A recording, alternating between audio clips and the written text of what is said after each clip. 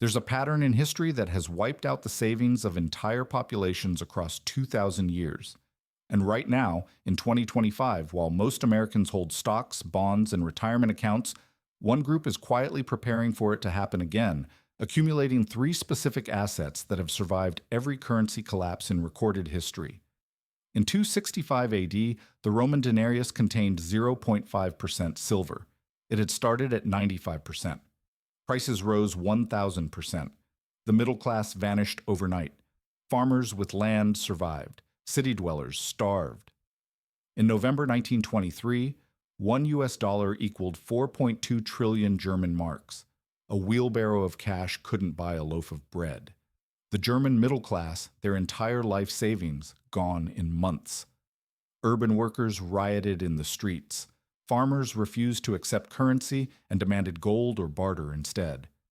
During the Great Depression, one-third of American farmers lost their land between 1929 and 1933. But the two-thirds who kept it, they had food security. They had productive assets. Urban unemployment hit 25%. 9,000 banks failed. Factory workers who'd saved for decades lost everything when their banks closed the doors. 3 times. 3 collapses. 3 identical outcomes. Those who held paper wealth were destroyed. Those who held tangible, productive assets survived. And here's what should make you pay attention. The United States national debt just crossed $38 trillion in October 2025. That's 124% of GDP. Interest payments alone hit $892 billion in 2024, more than defense spending for the first time in modern history.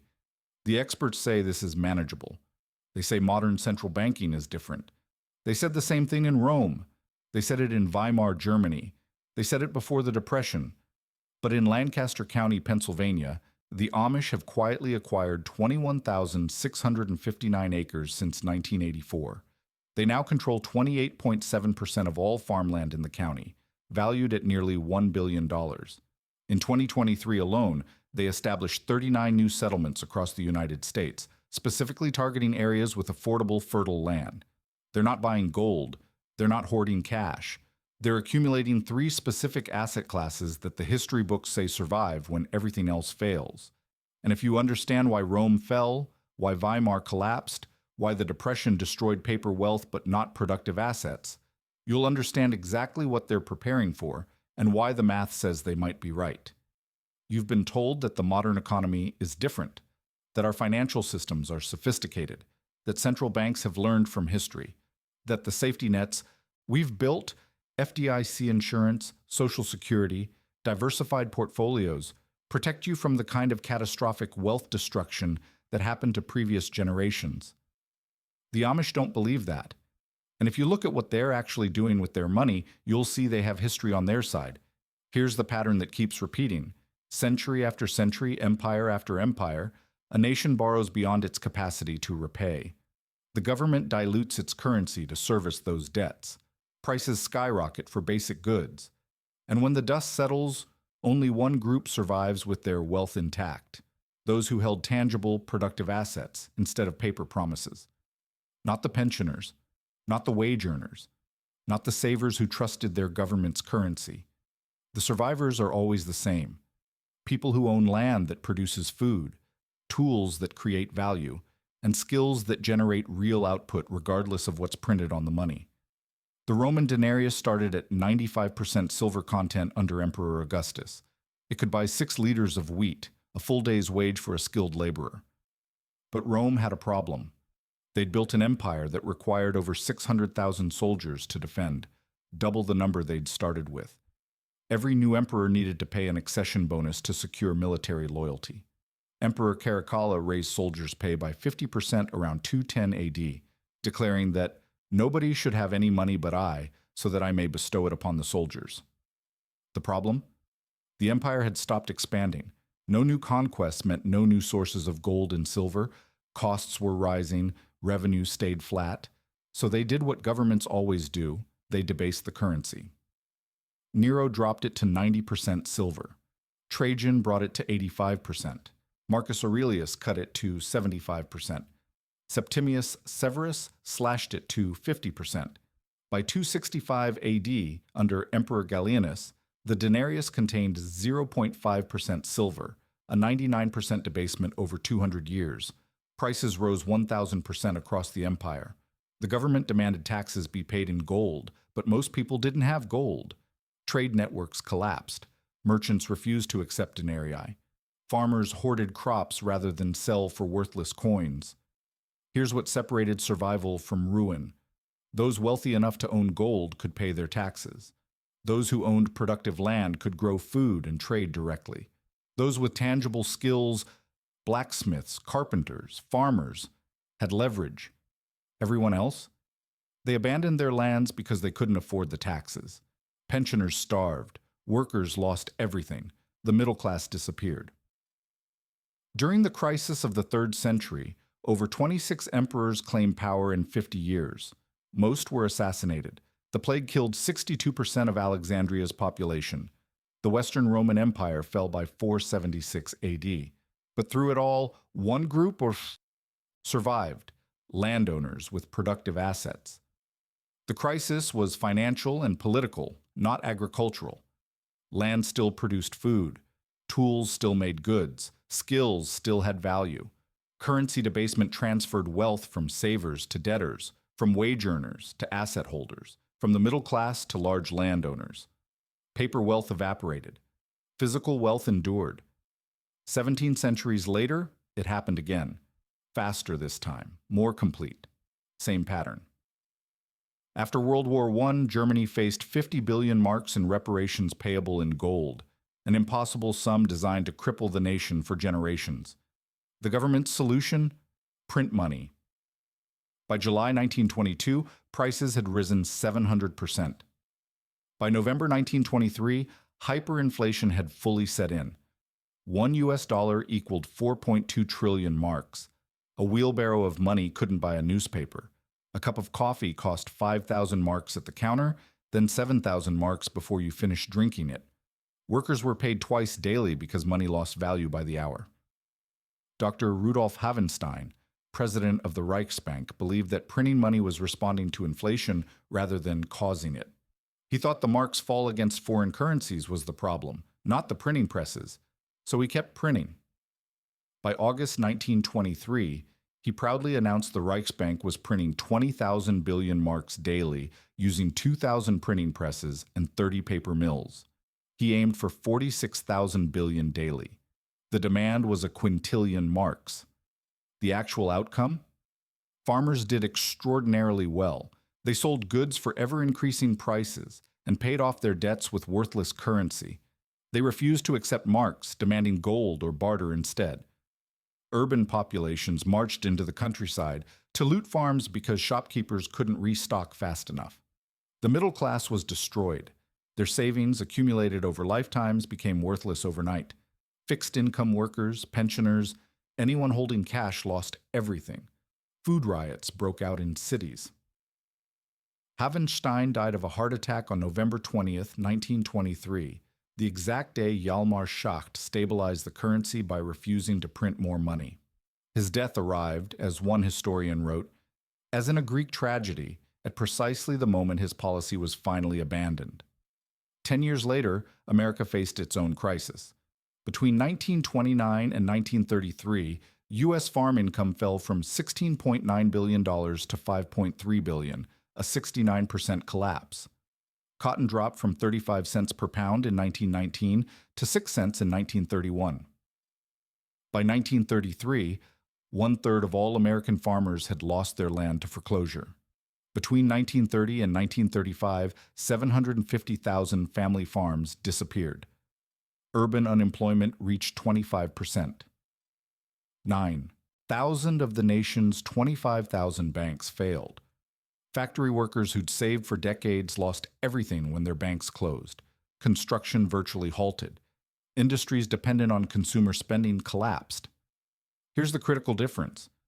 Those who managed to keep their farms had food security and productive assets. Urban workers had neither.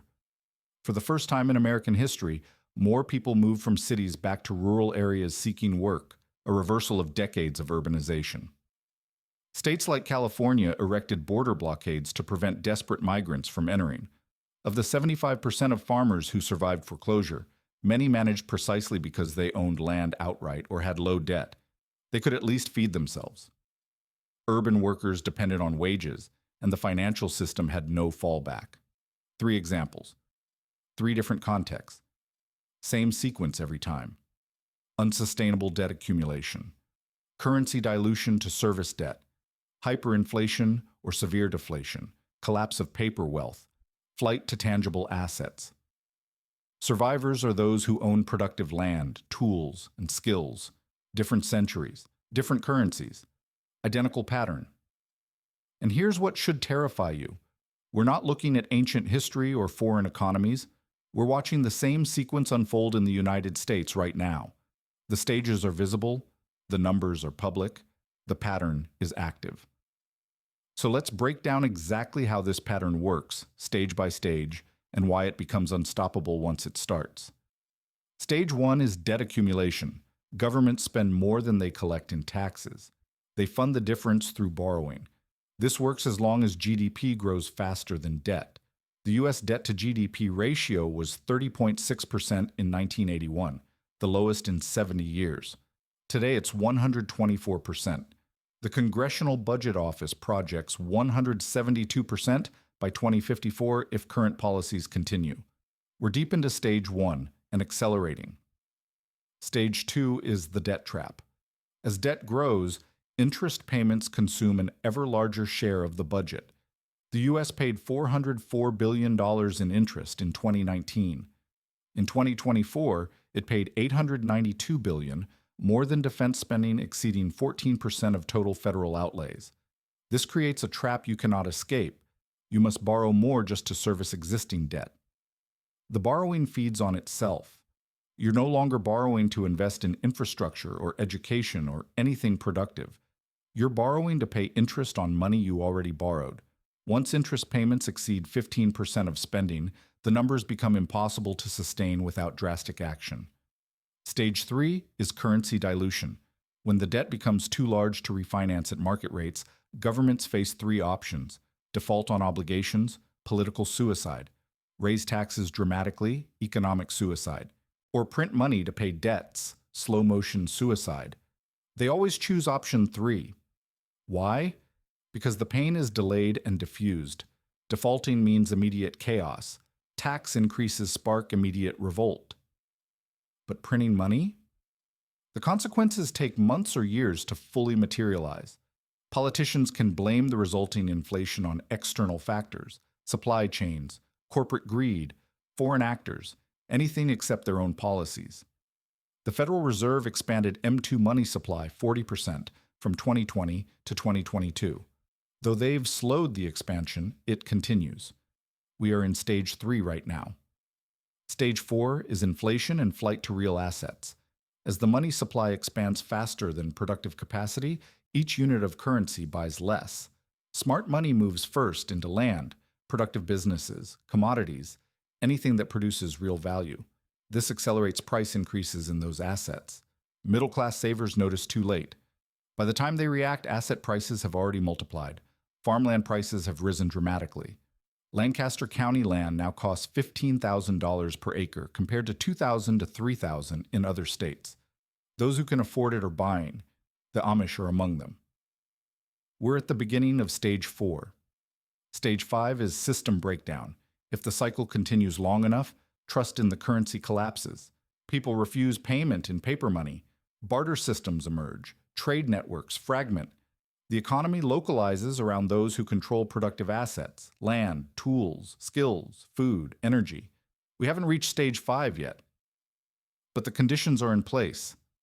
Here's why it can't be stopped. Once stage 2 begins, the options narrow to impossible choices. To stop inflation, you must stop printing money. But that causes immediate bankruptcies for companies dependent on cheap credit, unemployment as businesses can't borrow to meet payroll, bank failures as over-leveraged institutions collapse, and political instability as voters demand action. So governments print more money, which accelerates stage 3, which triggers stage 4, which ends in stage 5. There is no exit once the cycle starts, only the question of how fast it runs. Every generation believes this time is different. Better technology, more sophisticated central banks, deeper understanding of economics. But the pattern doesn't care about sophistication, it responds to numbers. And the numbers say we're in stage 3, accelerating toward stage 4. Which brings us back to the Amish and what they're stockpiling. The first asset is agricultural land, productive, unencumbered real estate. The Amish have been accumulating farmland at an accelerating pace.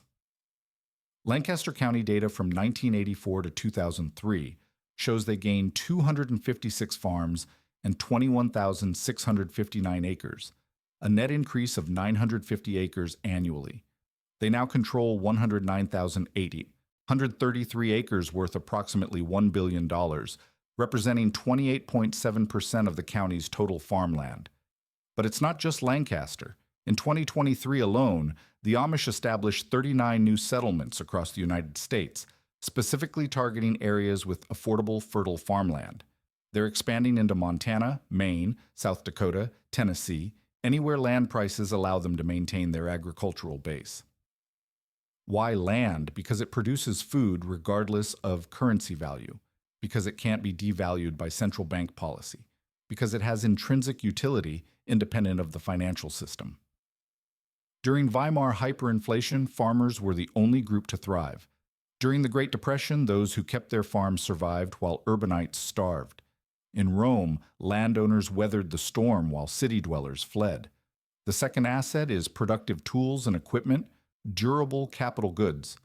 The Amish invest heavily in quality, long-lasting equipment. They purchase CNC machines, Swiss-type lathes, precision tools, often vintage equipment from the 1920s through 1950s that they retrofit to run on diesel-powered line shafts instead of electricity. Northern Indiana Axle, an Amish-owned machine shop, operates 30 CNC machines in a 60,000 square foot facility. They invested in Okuma horizontal machining centers and Keyence optical comparators, but they power everything through diesel generators and hydraulic systems. No connection to the electrical grid. Why productive equipment? Because tools create value independent of currency. A lathe that cuts metal parts had value in 1940, has value now, and will have value in 2040. The specific currency used to trade those parts is irrelevant. The Amish buy equipment that lasts decades, even generations. They can manufacture, repair, and produce regardless of financial system stability. The third asset is the one most people miss: skills and debt-free productive capacity. The Amish maintain multi-generational apprenticeship systems.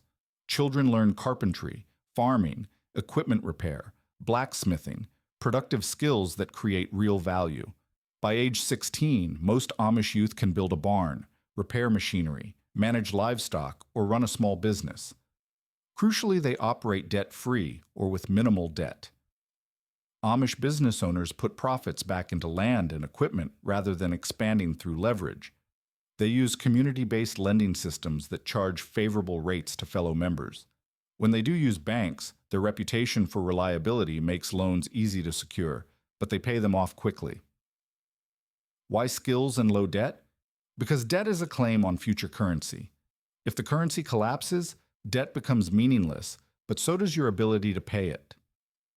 The Amish avoid that trap. And skills? During every historical collapse, those with productive skills, blacksmiths, carpenters, farmers, builders, retained value because they created things people actually needed. So where does that leave us right now? Let's map our current position against the 5-stage pattern. Stage 1, debt accumulation, complete. U.S. debt passed $38 trillion in October 2025. Debt to GDP sits at 124%. We're not approaching the problem, we're deep inside it. Stage 2, the debt trap, active and accelerating.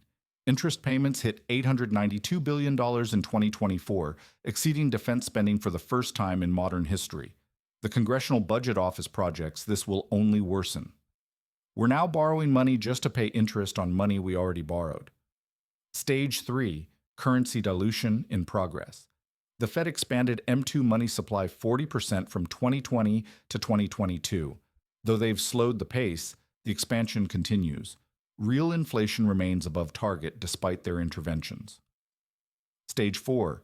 Flight to real assets, beginning. Farmland prices have risen dramatically. Those who understand the pattern are moving into tangible assets. The Amish accelerated their land acquisitions. Stage 5. System breakdown, not yet. But every prerequisite is in place. The sequence is visible. The numbers are public. The Amish response isn't prediction, it's pattern recognition. After the 2013 A&M Investments bankruptcy, where an Amish fund manager lost $33 million of community money in what prosecutors called a Ponzi scheme, something changed. Amish investors showed renewed interest in hard assets, according to financial advisors who work with the community. They weren't rejecting modernity out of religious conviction alone. They were reading history. 3 times this pattern has played out. 3 times the same group survived, those with land, tools, and skills. 3 times those who held paper wealth lost everything. You might think America is different. We're the reserve currency. We have the strongest military, the best technology, the most sophisticated financial system ever created. So did Rome. They controlled 20% of the world's population. They had the most advanced military of their age. Their currency was the global standard for centuries. It didn't matter. In Weimar Germany, people said they were too sophisticated for hyperinflation to happen. The mark had been stable for decades. They had modern banking, expert economists running the Reichsbank. It didn't matter. In the Great Depression, Americans believed their economic system was the strongest in history. The Roaring Twenties had proven American exceptionalism. Then 1/3 of farmers lost their land and 25% unemployment struck cities. It didn't matter. Maybe this time is different. Maybe modern monetary theory works. Maybe central banks have figured out what 3,000 years of history couldn't solve. Maybe the pattern breaks. But the Amish aren't betting on it. They're watching debt cross $38 trillion. They're seeing interest payments exceed defense spending for the first time ever. They're watching Stage 3 accelerate toward Stage 4. And they're quietly accumulating the same 3 assets that have survived every currency collapse in recorded history: productive land, durable tools, debt-free skills. The pattern says we're in Stage 3, heading for Stage 4. The Amish say the time to prepare was yesterday. The second best time is now. The answers aren't in the future. They're written in the past. And if you know how to read history, the pattern is impossible to ignore.